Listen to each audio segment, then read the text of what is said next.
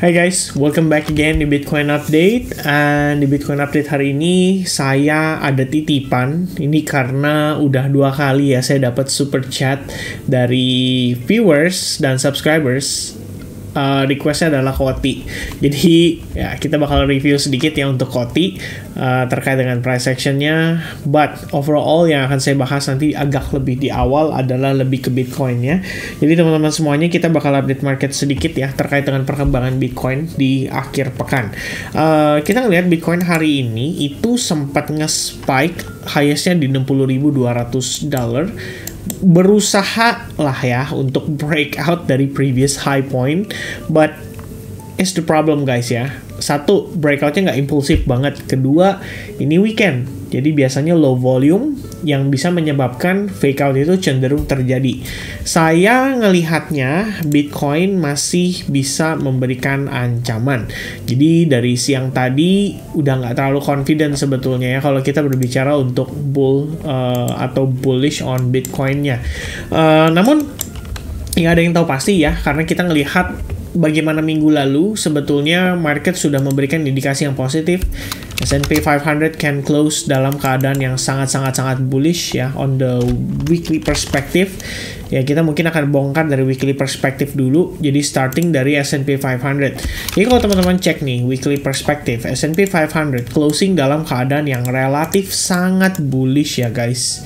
Oke, and then Nasdaq juga nggak kalah ya, paling nggak 62% retracement berhasil dipertahankan, so it closes dalam keadaan yang sangat relatif bullish. Ya kenapa demikian? Ya ini kan kayak engulfing ya, di saat yang sama kayak morning star pattern. Jadi ini adalah candlestick pattern yang relatif menunjukkan kalau posisinya itu cenderung menuju ke potensi untuk reversal, dan ini terjadi dari area support yang manakala merupakan previous support resistance juga. Jadi memang ini key level yang cukup penting bagi market untuk saat ini. Kalau kita lihat Bitcoin ya, nothing to do ya, nothing happen di sini ya. Pada dasarnya kita memang masih dalam fase konsolidasi ya. Ini saya ada bahas di X juga ya, saya share kemarin teman-teman sekalian bahwa kalau saya lihat ya teman-teman sekalian di sini, in the end market ya still moving the same dengan kondisi yang sama pada 2023. Secara timeline agak lebih cepat, cuma bedanya adalah dari segi desain aja. Ya saya sih nggak bilang ini kayak wah ini bakal totally bullish dan bla bla bla bla bla bla gitu ya, karena kadang-kadang ada orang yang udah overconfident banget dan akhirnya ya jadi kecewa sendiri gitu ya. Kalau saya sih lebih prefer untuk react the market. Faktanya adalah kita tahu US summer ya, holiday itu benar-benar memberikan impact terhadap market. Dibilang konsolidasi nggak salah, ini konsolidasi.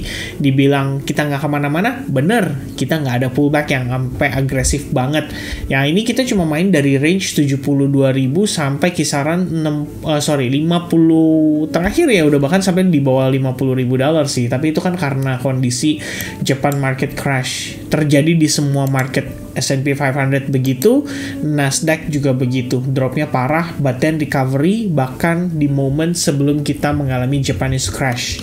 Sekarang yang dikhawatirkan ya, ini yang dikhawatirkan teman-teman sekalian ya, DKI Jabar paling banyak catat kasus ya Mpox ya, kemarin Mgox ya, Mount Gox, sekarang Mpox ya. Jadi ada yang memberikan pandangan ya di X, dia bilang katanya virus Mpox nih ya bisa bikin market mengalami crash kembali.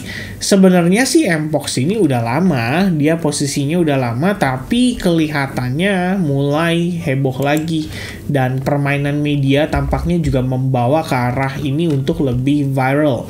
Ya di sini Kemenkes RI siapkan 12 laboratorium pantau virus cacar ya kan, monyet. Ya, ada komanya lagi ya. WHO tetapkan Mpox darurat kesehatan global ya. Bagaimana situasi di bla bla bla. Waspada Mpox kembali, WHO kembali menyatakan Mpox sebagai darurat kesehatan. Sebenarnya Mpox sudah dari 2023 guys ya, udah dari tahun lalu. Tuh. Mana tadi? Nih 2023 outbreak in Democratic Republic of the Congo ya, tapi kemudian berlanjut lagi dan tampaknya ini yang mungkin menjadi concern. Tapi apakah ini harus membuat seluruh dunia kembali shutdown seperti pandemi COVID-19? Ini kan cacar ya, virus cacar teman-teman. Ya maybe yes, maybe no, I don't know ya. Kita nggak bisa prediksi masa depan, apalagi kita ngomongin soal masalah penyakit dan kesehatan yang namanya setiap tahun pasti akan ada penyakit baru, virus baru, bakteri, apapun itu yang bisa membuat market lagi ya, yang bisa membuat masyarakat di dunia ini mengalami masalah tentunya. Tapi bagaimana dampaknya terhadap market? Nggak semua memiliki reaksi yang sama, mungkin seperti pandemi COVID-19, karena itu benar-benar the whole world shut down. Kalau ini dikatakan darurat, tapi bukan berarti harus shut down sampai isolasi. Dan terjadilah seperti kondisi-kondisi sebelum-sebelumnya ya. Lockdown, satu negara, nggak boleh masuk, nggak boleh keluar. Gokil guys ya. Gokil banget. Oke? Nah, jadi daripada kita ngomongin Mpox-nya, kita ngomongin di depan mata kita dulu. Guys, next week akan ada Jackson Hole Symposium. Diadakan pada hari Jumat. Kemudian hari Kamis ya, itu udah dimulai dari hari Kamis, Jackson Hole Symposium ya, di jam 7 malam. Di paginya nih subuh, hari Kamis, itu FOMC meeting minutes, tapi ini report. Jadi hasil meeting bulan lalu ya, hasil press conference bulan lalu. Mungkin nanti akan dibacakan juga statementnya seperti biasa, karena bulanannya itu selalu ada ya untuk FOMC meeting minutes ya. Nanti minutes reportnya akan di-share biasanya di websitenya The Federal Reserve. Nanti setelah ini keluar kita akan baca sama-sama di hari Kamis malam berarti ya, lebih kurangnya. Oke, so di hari Kamis jam 7 itu Jackson Hole Symposium akan dibuka, akan dimulai. Di sini pembahasannya adalah seputar ya perubahan kebijakan moneter ya. Saya rasa ini adalah berbicara tentang kondisi di mana market kelihatannya akan dipersiapkan kalau seandainya para perbankan sentral ini akan melakukan quantitative easing lebih agresif lagi. Kita udah lihat ya, global liquidity itu pelan-pelan udah mulai naik karena ada berbagai negara-negara besar seperti Euro, ya, UK, dan masih banyak lagi yang per sekarang tuh udah mulai aktif melakukan pemangkasan suku bunga. Termasuk New Zealand ya, kalau nggak salah itu minggu lalu dia udah mulai bukan aktifin ya, dia bilang udah mulai pangkas suku bunga. Cuma The Fed doang yang belum. Tapi di sini saya rasa dengan Jackson Hole Symposium dan Chair Powell akan ngomong di hari Jumat ya jam 9 malam, dan gimana kita ngelihat market saat ini udah memberikan reaksi terhadap potensi daripada rate cut di bulan September nanti, itu kelihatannya di sini udah lagi dalam tahap persiapan. By the way, my bad guys ya, ternyata Jackson Hole Symposium sampai hari Sabtu loh. Jackson Hole Symposium tuh masih ada lagi, dan mereka mulainya sama-sama di jam 7 malam. Oke? Jam 7 malam waktu kita by the way di Indonesia Barat. Kalau di sana saya nggak tahu ya, tapi ya harusnya sih mereka mulainya itu sekitar pagi ya, around jam 8 jam 9 pagi mungkin waktu mereka di sana. Ya, but that's that's the most concern untuk next week, dan utamanya adalah di hari Jumat ya, ketika Fed Chair Powell speaks dijadwalkan pada jam 9 malam, dan itu terjadi di Jackson Hole Symposium ya, karena ada pembahasan cukup penting di situ. Oke, so kalau kita lihat Nasdaq tadi ya udah dijelasin, S&P 500 juga udah dijelasin.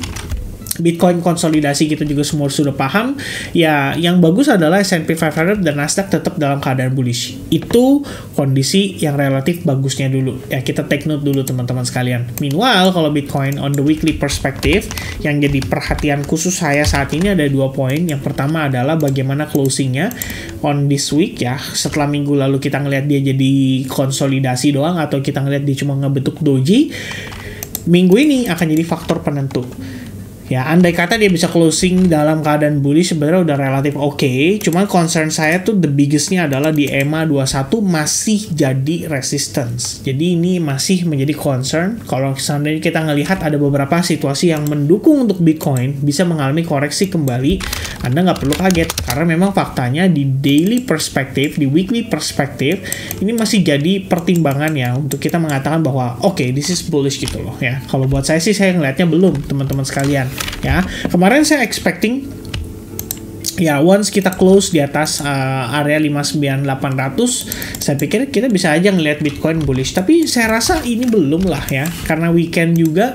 Terus dalam 1 jam lagi kita akan lihat dia akan membentuk close candle, kayak membentuk evening star pattern ya. Kalau buat saya sebenarnya gini guys ya, ini kita lebih berbicara soal how do I react the market for now.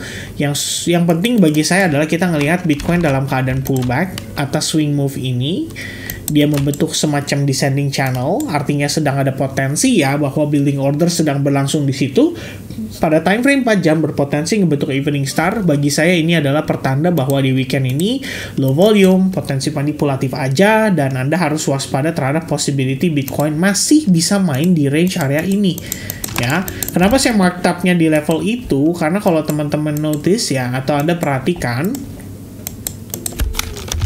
itu adalah satu swing di lower time frame.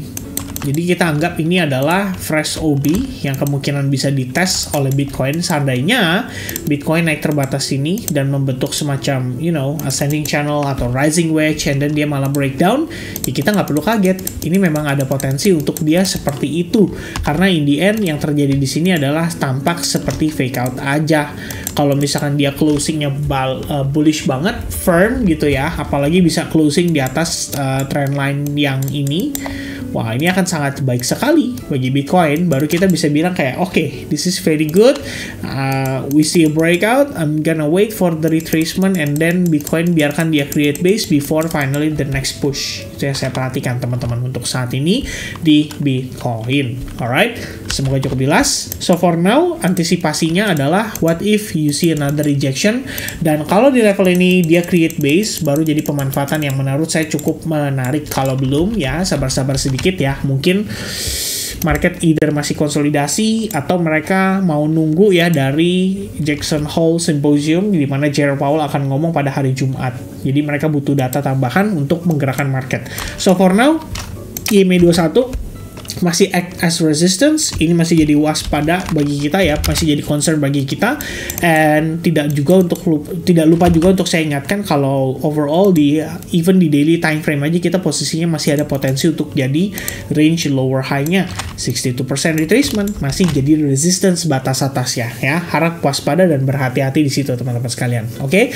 So, untuk penutupnya kita mau bahas sedikit QOTI ya. Jadi QOTI ini lagi-lagi yang tadi saya ceritakan udah di request ya sama viewers, dia kasih super chat atau super thanks ya, saya nggak tahu di section dari video sebelumnya dia beliin saya kopi lah, saya dijajanin kopi, ya udah ya, jadi kita kasih sedikit apresiasi untuk bahas seputar QOTI. So guys, QOTI, if we take a look on the higher time frame, katakanlah di weekly, sebenarnya sebelumnya cukup oke ya. QOTI di sini sempat rebound setelah dia testing major OB, habis dia rebound, dia create higher high dari previous high point.